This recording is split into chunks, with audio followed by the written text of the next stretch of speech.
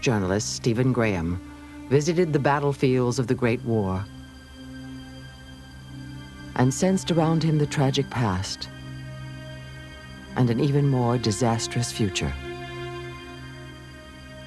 It is curious to think of the many who had laid themselves down in earth's bed in the full faith that their sacrifice would not be in vain. To think of the proud Germans who believed in their Kaiser and fatherland. To think of the loyal Russian soldiers who perished in the first enthusiasm of the war with a bright, starry faith in Russia, her church, and her Tsar. To think of the fine youth of England and Scotland, of France, of Serbia, who died in the faith not only of national victory, but of a victory for humanity. And then to think of that sordid clash of selfishness at Versailles, and of the untamed menagerie of Europe let loose. It is night again in human history, deep night, when we dream things of evil and look upon sights of horror which we have no power to dispel.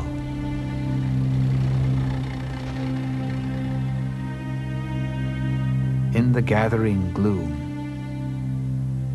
I see a whole succession of phantoms stalking.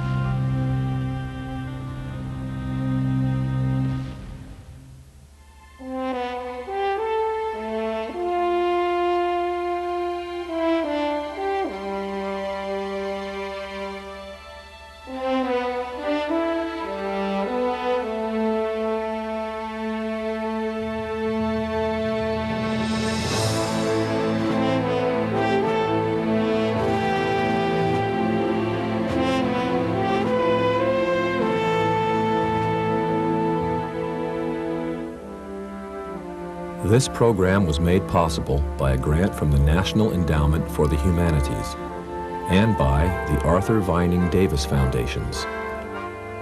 Funding for this program was also provided by the Corporation for Public Broadcasting and by annual financial support from viewers like you.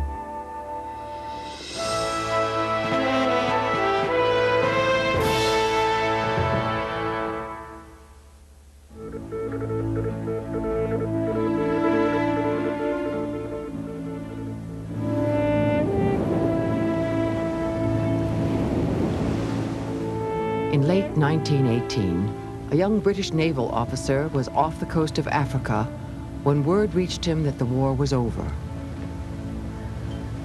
News of the Allied victory brought Harold Owen a curious sense of sadness. It bothered me that I could not, to myself, account for my restless unease. I felt horribly flat. I stared out over the incredibly blue expanse of glittering sea. And perhaps something in the limitless stretch of water and sky affected me. I realized with a surge of happiness that the war had not broken my own family. My brother Wilfred must be all right now. He was safe, and so was I. But soon after, as Owen walked to his cabin, he had a premonition about his brother, who had been fighting in France.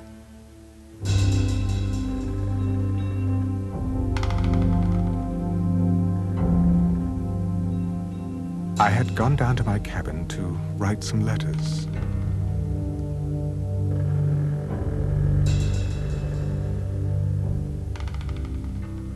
I drew aside the door curtain and stepped inside. I felt shock run through me with appalling force. To my amazement, I saw Wilfred sitting in my chair.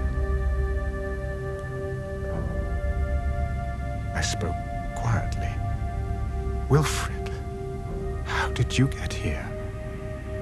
He did not rise, and I saw he was immobile, but his eyes were alive with the familiar look of trying to make me understand.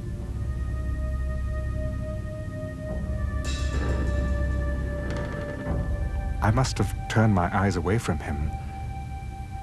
When I looked back, my cabin chair was empty.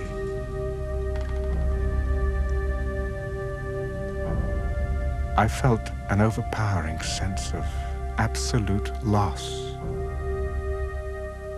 I knew with certainty that Wilfrid was dead. Why did he have to die?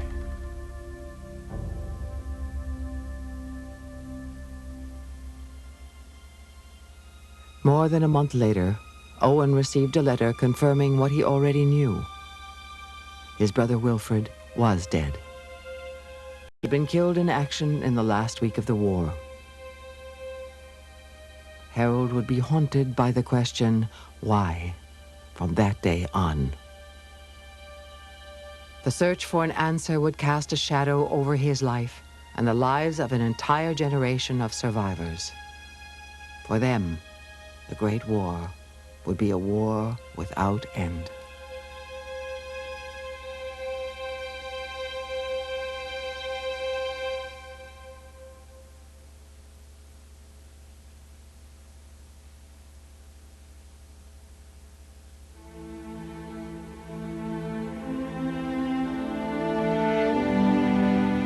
The stage is set.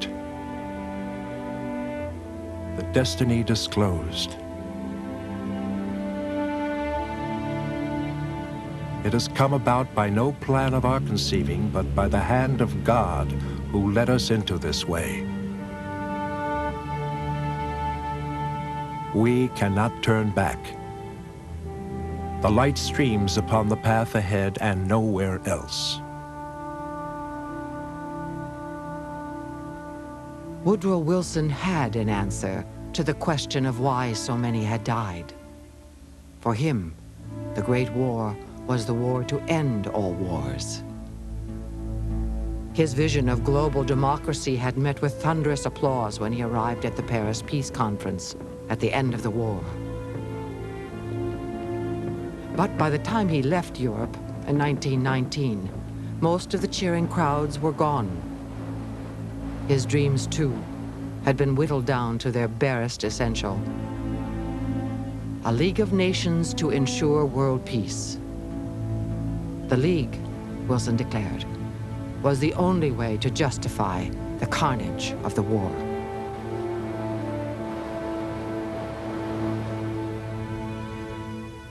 If the League of Nations should ever be impaired, I would get the boys who went across the water to fight, and I would say, boys, I told you before you went across the seas that this was a war against wars. But I'm obliged to come to you in mortification and shame and say, you are betrayed. You fought for something that you did not get.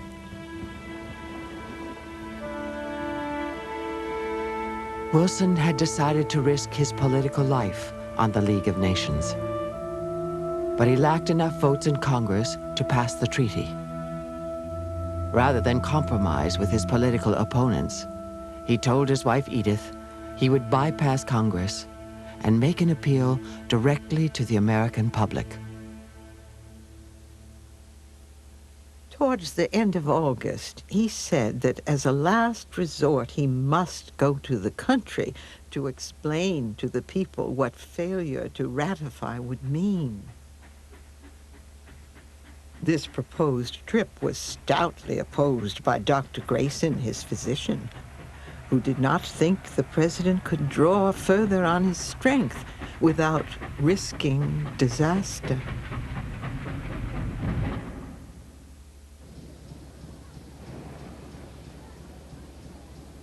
Along with his political strength, Wilson's health was failing. He fumbled with note cards when making speeches. His memory was no longer sharp.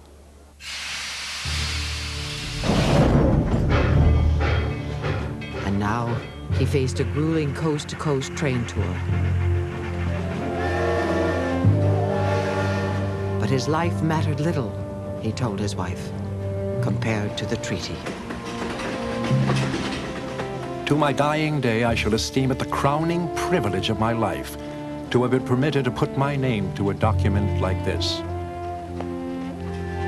I want to say that this is an unparalleled achievement of thoughtful civilization. The heart of humanity beats in this document. It is a liberation of the peoples and of the human forces of the world.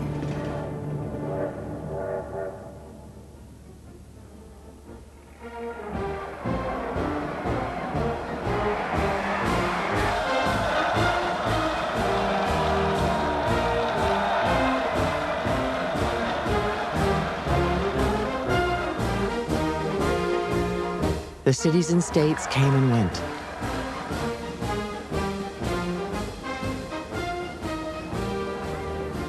Wilson began to have headaches so severe that he could barely speak. 23 days into the presidential tour, his train pulled out of Pueblo, Colorado. Neither Wilson nor his wife knew it, but he had just made his last public speech. I found him sitting on the side of his bed. He said he had tried to sleep, but the pain had grown unbearable. In the fight of his political life, Wilson was felled by a stroke.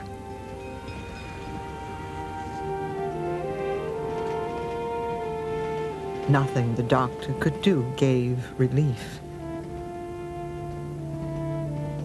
The dear face opposite me was drawn and lined.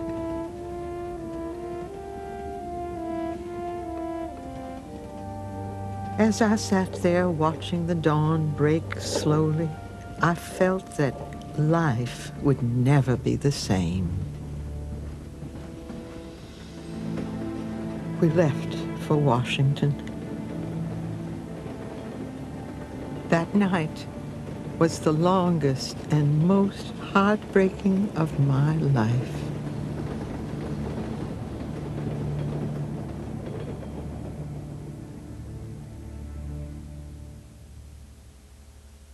He's stricken with what appears to be, in medical terms, a transient ischemic attack in Colorado, returns to the White House and has a much larger stroke, apparently, some days after his return.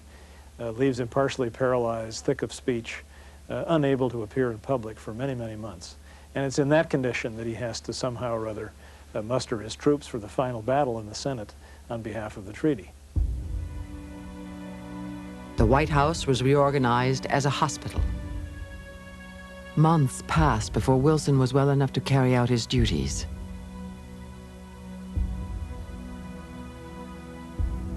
But he made one message clear. He would accept no amendments to his cherished treaty. His grasp on reality was probably not as sure as it would have been under other circumstances. And his medical condition, no doubt, reinforced a kind of self-righteous and rigid characteristic in his personality that rendered him even more incapable than he might otherwise have been of compromise. And he would not compromise.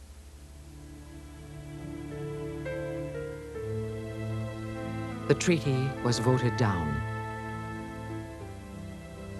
The defeat left Wilson's vision of world peace as broken as the president. Wilson served out the rest of his term an invalid.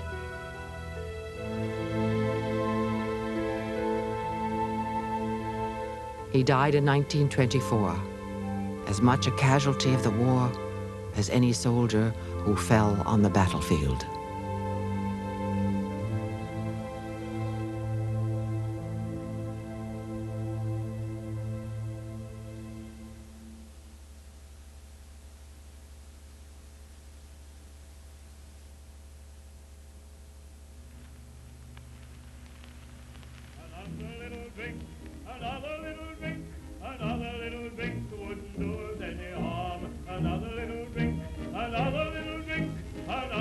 We drank farewell to civilization with an air of finality, while Wilmot performed on an upright piano.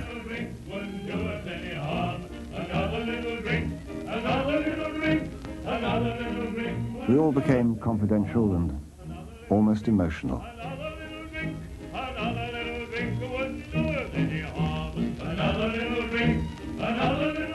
At such a moment as that, the war felt quite a friendly affair.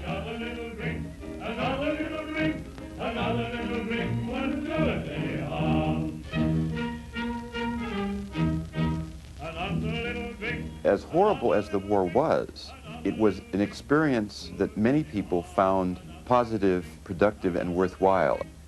They came out very attached to their experience of the war, thinking that this was the best time of their lives, that they had experienced comradeship with other men that they had never even thought possible before. And for many of these men, the road back was just very, very difficult.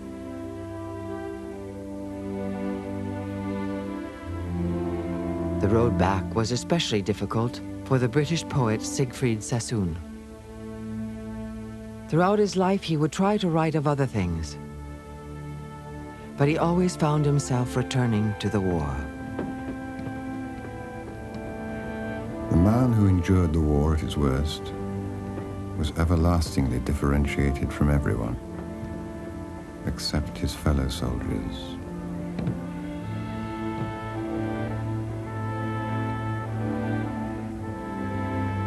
Many rarely spoke of what they had seen.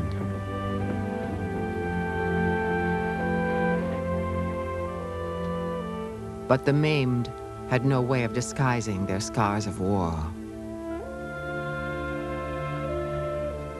An army of the walking wounded returned home to societies ill-equipped to deal with the traumas of war. An American military film tried to show how even amputees might still enjoy a game of baseball.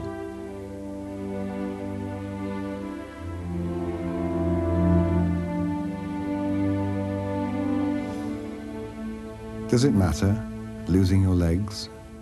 For people will always be kind. And you need not show that you mind when the others come in after hunting to gobble their muffin and eggs. Does it matter, losing your sight? There's such splendid work for the blind. And the people will always be kind as you sit on the terrace remembering and turning your face to the light. Do they matter, those dreams from the pit? You can drink and forget and be glad. And people won't say that you're mad, for they'll know that you fought for your country, and no one will worry a bit.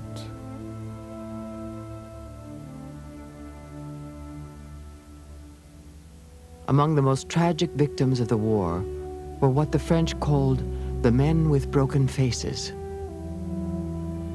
One who helped these men cope with their injuries was the British orderly Ward Muir.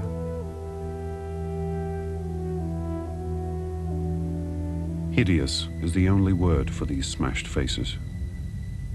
The skewed mouth, and worse, far the worst, the incredibly brutalizing effects which are the consequences of wounds in the nose. To talk to a lad who 6 months ago was probably a wholesome and pleasing specimen of English youth, and is now a gargoyle, is an ordeal. These were the soldiers who continued to show what suffering in the trenches had meant. They were a continuous reminder of what they had gone through in the gas attack, in the bombardment, in being buried for hours under the earth and being at the brink of psychological collapse. And many of the population did not like to have to face these war cripples. They did not wish to be remembered continuously of what war was really like. And these bodies were really sites of remembrance. When medical science failed to help these mutilated men, artisans took over. The skills of the sculptor were called upon in special clinics. Using pre-war photos of the patients, sculptors fashioned thin masks to cover the worst wounds.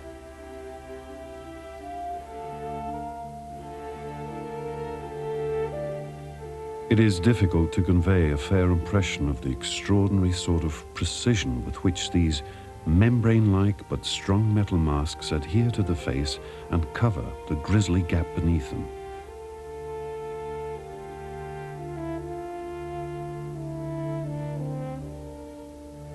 Figure what this means to the patient.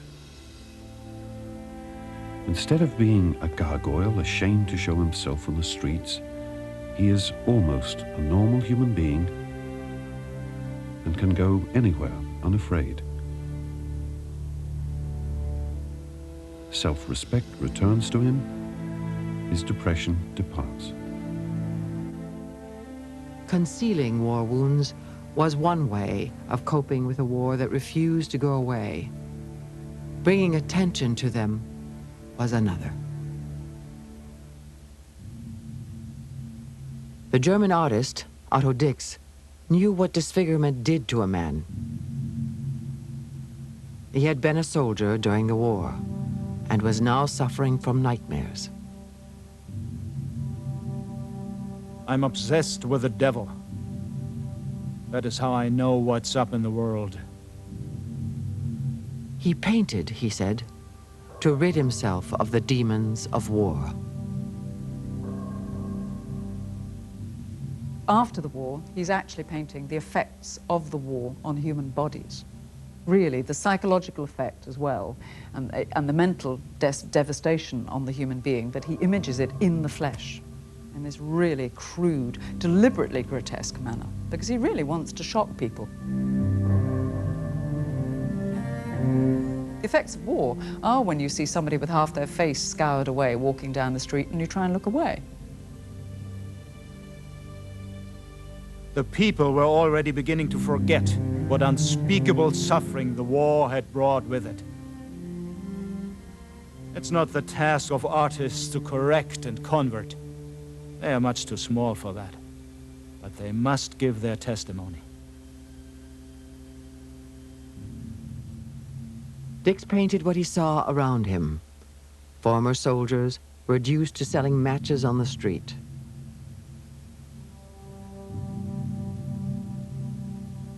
Disfigured amputees with horrid head and facial wounds.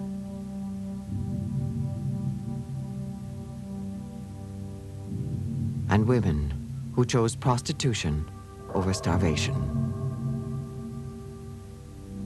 Once the war is over, the prostitute and the war cripple are the two most trenchant ways in which you could actually image on a human body the horrors and the degradation of the war.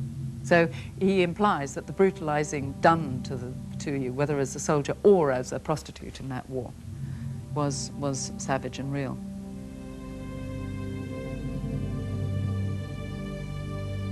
Dix's paintings also document growing feelings of anti-Semitism.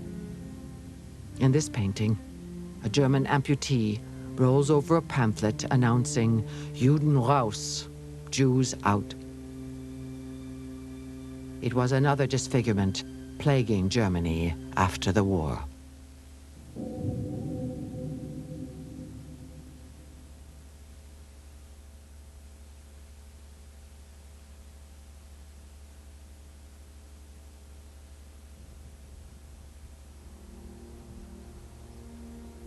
As time passed, the battlefields of the Great War became hallowed ground. They were sites of pilgrimage. Thousands tried to retrace the footsteps of their loved ones. Was there an answer here for the question why so many had died? Those that came soon after the war found the landscape still an open wound, the trenches still littered with human remains.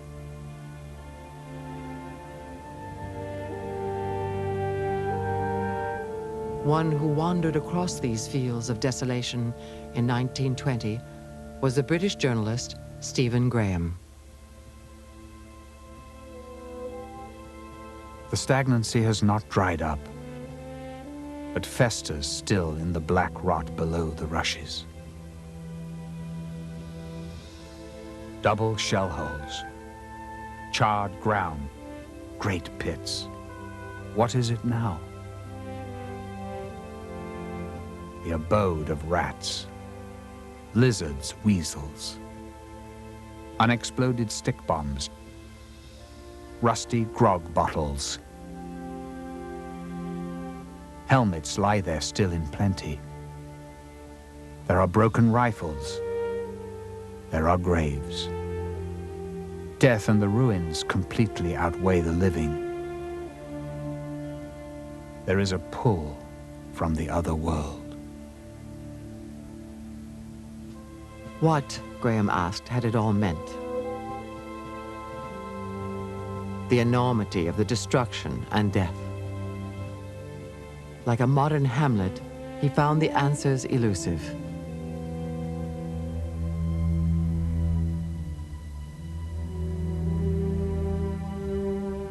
Lying in an old trench, behold, a skull. It is clean and polished, a soldier's head. There is a frayed hole in an otherwise perfect cranium. The simplest way to pick it up would be to put a finger in the eye hole and lift it. Friend or foe. The more you look at the skull, the more angry does it seem. It has an intense, eternal grievance. This one does not grin, for the mouth has been destroyed. It is just blind and senseless, forever and ever.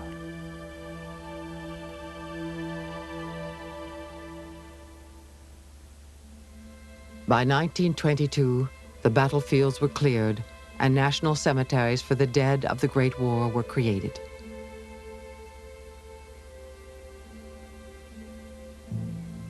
But the pull from the other world still held millions of survivors in its grip.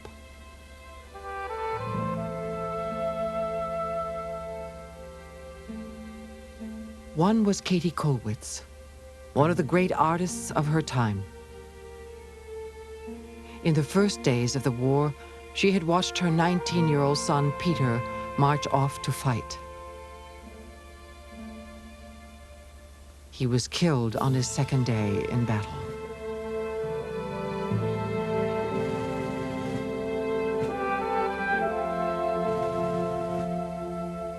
I knew it all even then.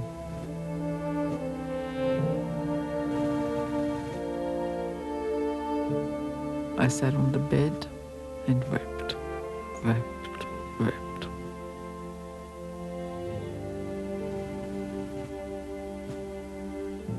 Where do all these women find the courage to send their dear ones to the front to face the guns, when they have watched over them all their lives with loving care?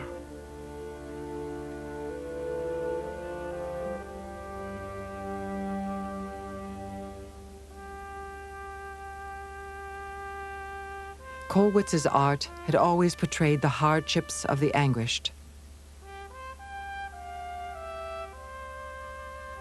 With the death of her son, she joined them.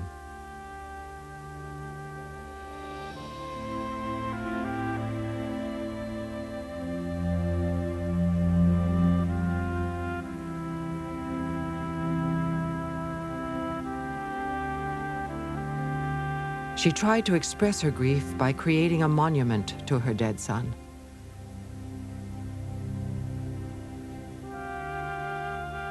But her guilt made the task so painful that she put it aside for years at a time.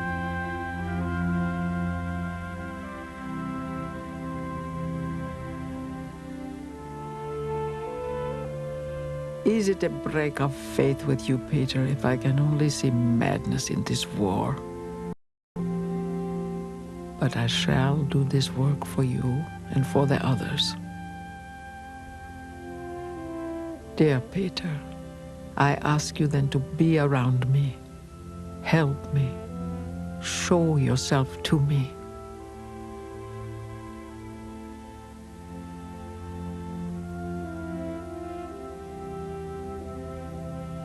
The real impetus comes when she visits the graveyard in Belgium, where her son's remains were placed in 1926. And she goes away and she decides the only thing she can do for this sea of crosses is two figures of her husband and herself. And she chooses this mourning, grieving father and the grieving mother, who she places in the center of this graveyard so that they encompass, they grieve for every young man who lay in that field.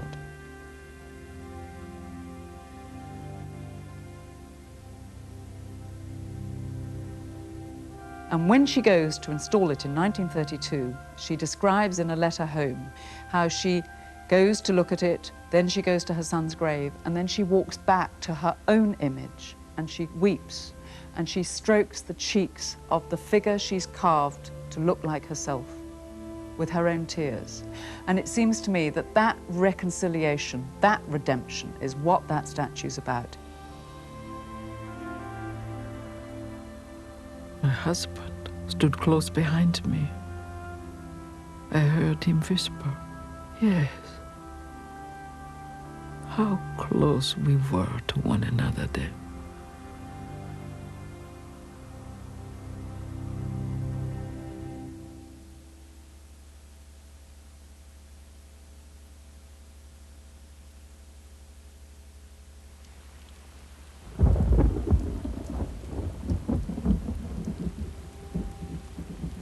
Katie Kollwitz could visit her son's grave.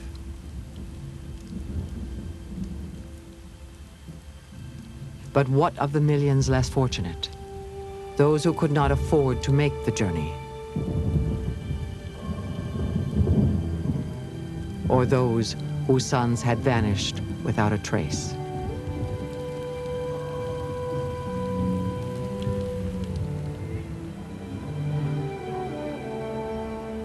In Britain, the government's solution was the unveiling of a memorial in the heart of London, an empty tomb called the Cenotaph. It commemorated the nearly 1 million dead of the British Empire. But for some, this gesture was not enough. They sought relief in a growing movement called spiritualism.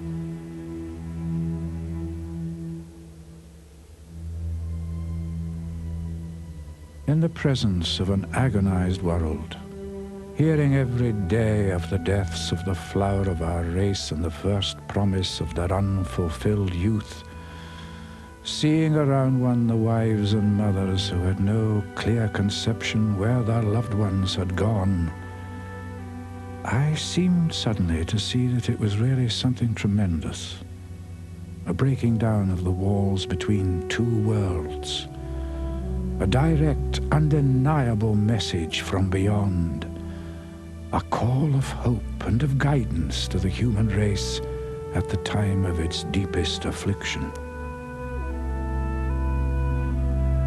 Arthur Conan Doyle, the creator of Sherlock Holmes, was one of the leaders of spiritualism.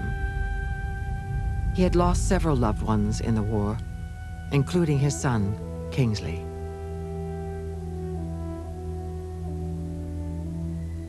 Like others, Conan Doyle found hope in the possibility of communication with the dead. Conan Doyle believed that this blurred image floating above his head was that of his son.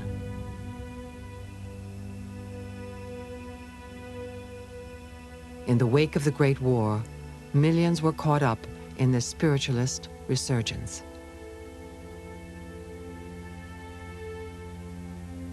Spiritualism gave people a chance to have a ritual interment of members of their family whose graves were not known or who had literally been blown to pieces.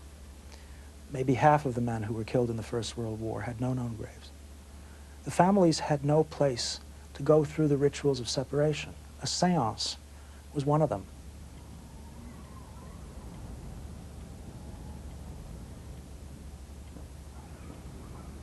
Six of us, all personal friends, sat in a semicircle.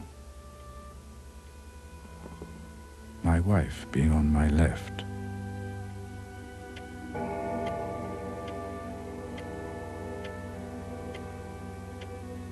Presently, a voice came quite close to my face. Both my wife and I cried out that it was our boy.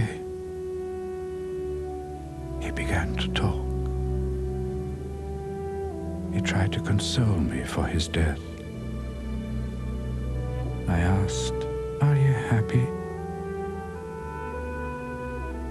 He answered, "I am happy now." He put his strong, heavy hand on my head and pressed as solidly as possible.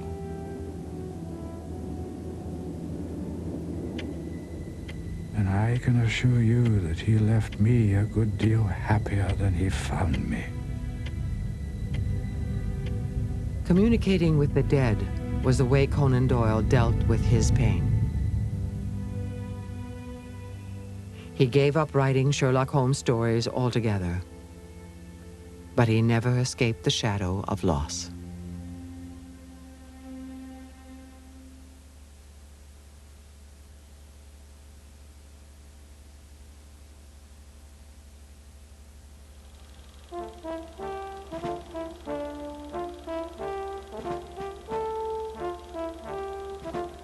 Spiritualism was one way of coping with the war. The new medium of motion pictures was another.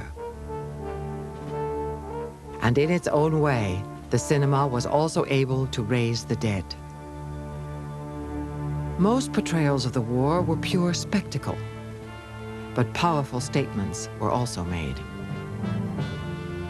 One of the first was a French film, J'accuse, I Accuse.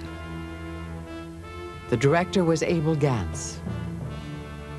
Because of bad health, he was turned down for military service, while many of his friends died on the battlefield.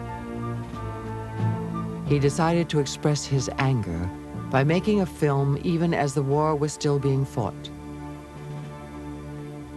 Remarkably, Gance had the help of the French army.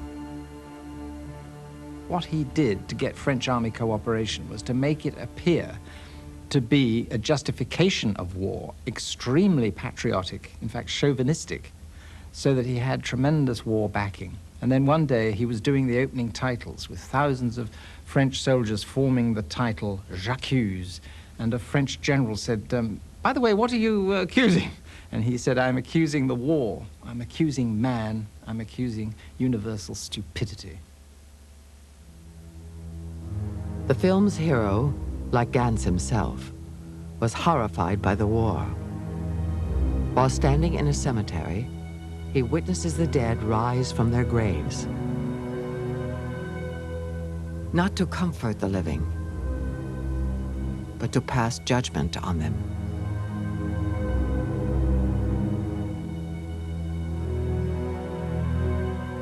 And the corpses come to life and march through the country streets into the villages to ask, has our death been worthwhile? And the hero runs terrified ahead of them, warning the inhabitants, grabbing them and saying, "For God's sake, what have you been doing since your husband died? You know, how many men have you been living with? You're going to meet your husband any minute." And it was so powerful that in some places, certainly in England, women fainted and had to be taken out of the cinema. These ghosts were not actors. They were actual soldiers on furlough. Gance called his cast the dead on leave. After filming the movie, many of these men died in battle. These haunting images are the last visual memories of them.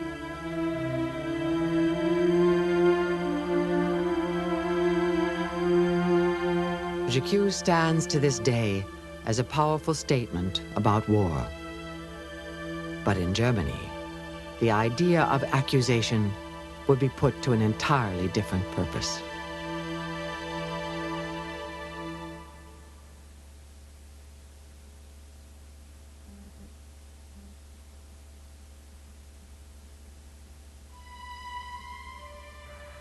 The march home from the war was a lingering, bitter memory for German soldiers. They had come back as an army defeated but unbowed. Many believed they had been betrayed at home, stabbed in the back. In the last days of the war, a young corporal was recovering in a hospital. Adolf Hitler had been gassed and was temporarily blinded.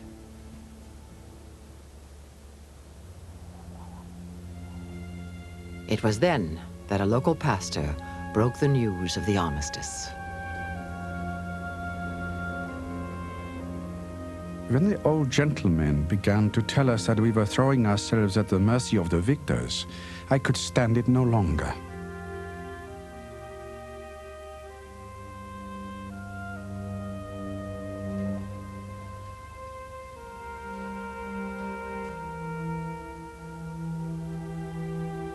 I tottered and groped my way back to the dormitory, threw myself on my bunk and dug my burning head into my blanket and pillow. And so it had all been in vain. In vain, all the sacrifices and privations. In vain, the hunger and thirst of months which were often endless. In vain, the deaths of 2 million who died. Was this the meaning of the sacrifice which the German mother made to the fatherland when with sore heart she let her best-loved boys march off, never to see them again? Hatred grew in me. Hatred for those responsible for this deed.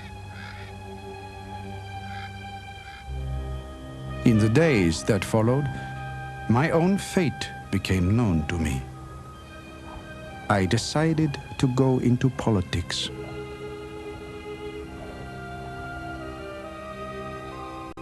The last days of the war were the first days of Adolf Hitler's crusade.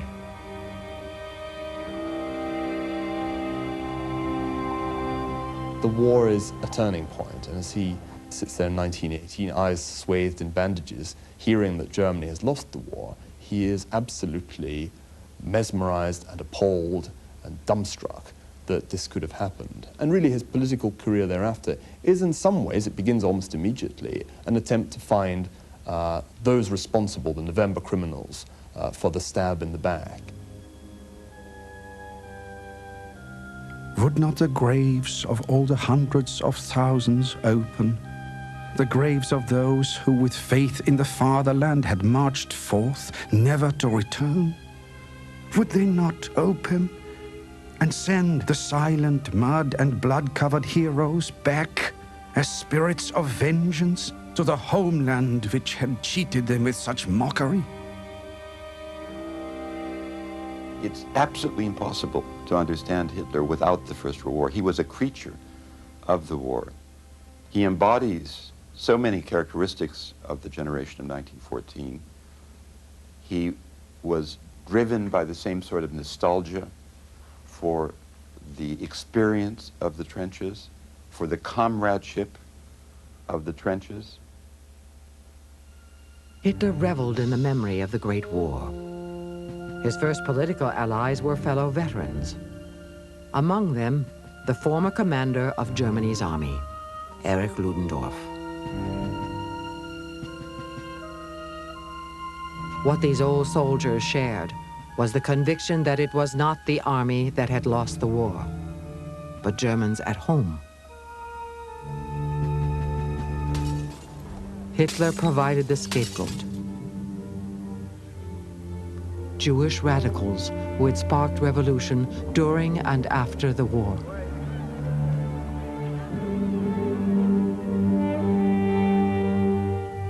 If, at the beginning and during the war, someone had only subjected about 12 or 15,000 of those Hebrew destroyers of the people to poison gas, as was suffered on the battlefield by hundreds of thousands of our best workers from all social classes and all walks of life, then the sacrifice of millions at the front would not have been in vain.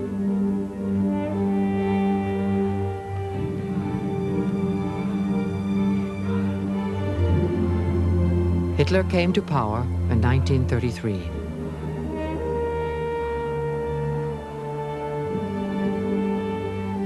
He quickly began imprisoning communists and Jews and treated them like enemies on the battlefield.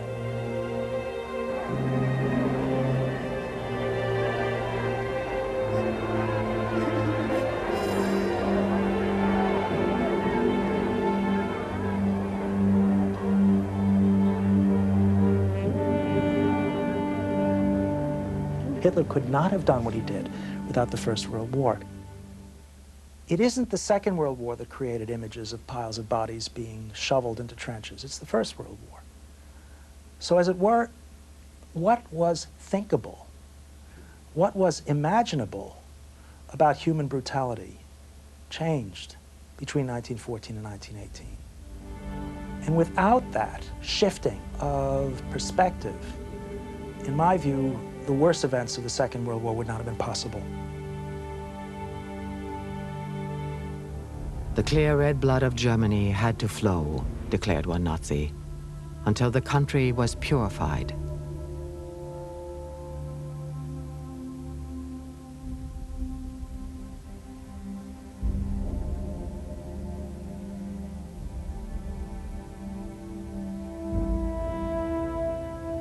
Industrial slaughter, born in one world war, took on an even more terrible form in the second.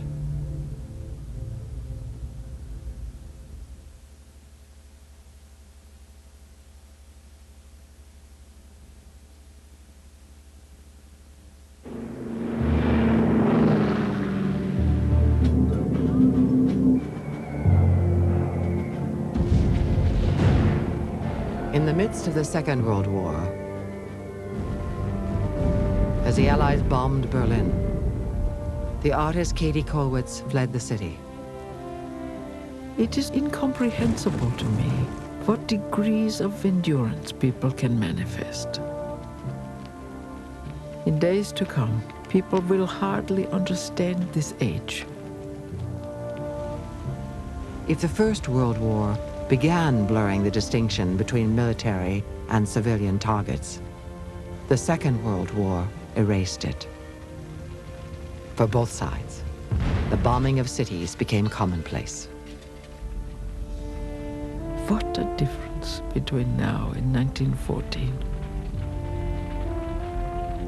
People have been transformed so that they have this capacity for endurance. Worst of all is that every war already carries within the war that will answer it. Every war is answered by a new war until everything is smashed.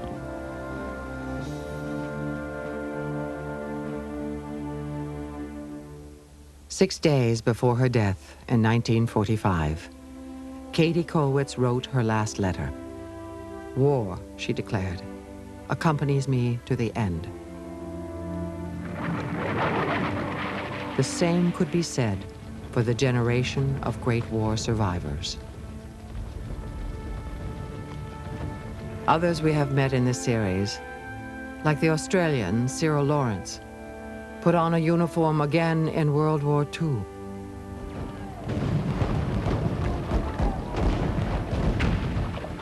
So did the Frenchman, Henri Desaignons.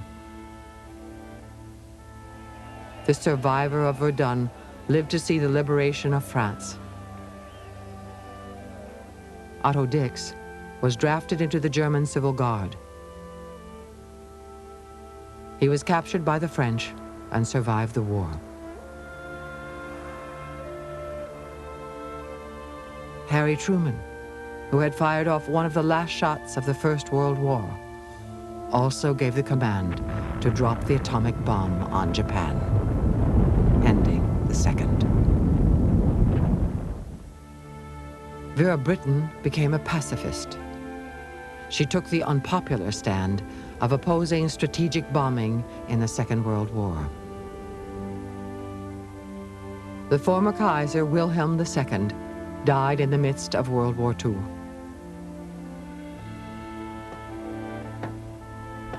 He spent the last days of his life chopping wood with his one good arm.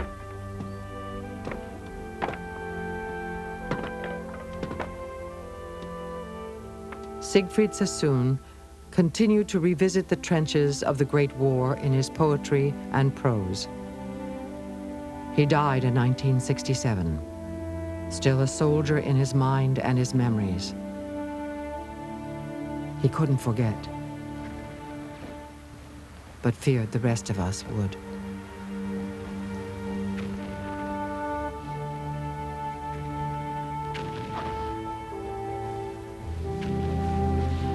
Have you forgotten yet? For the world's events have rumbled on since those gagged days, like traffic checked while at the crossing of city ways. But the past is just the same, and war's a bloody game. Have you forgotten yet? Look down and swear by the slain of the war that you'll never forget.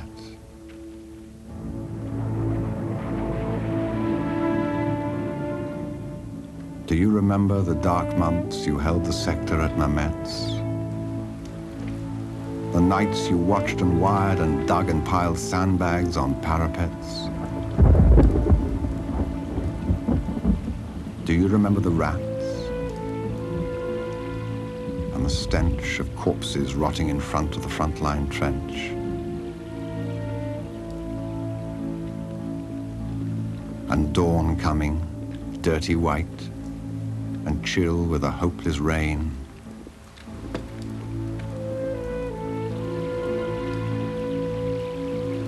Do you ever stop and ask, is it all going to happen again?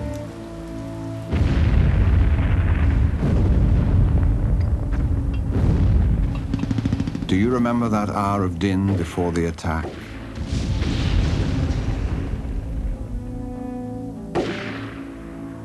And the anger, the blind compassion that seized and shook you as you peered at the doomed and haggard faces of your men?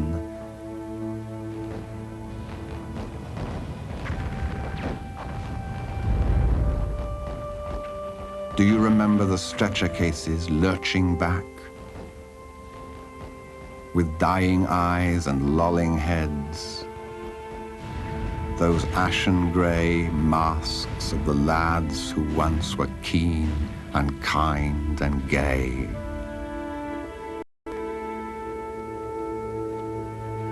Have you forgotten yet?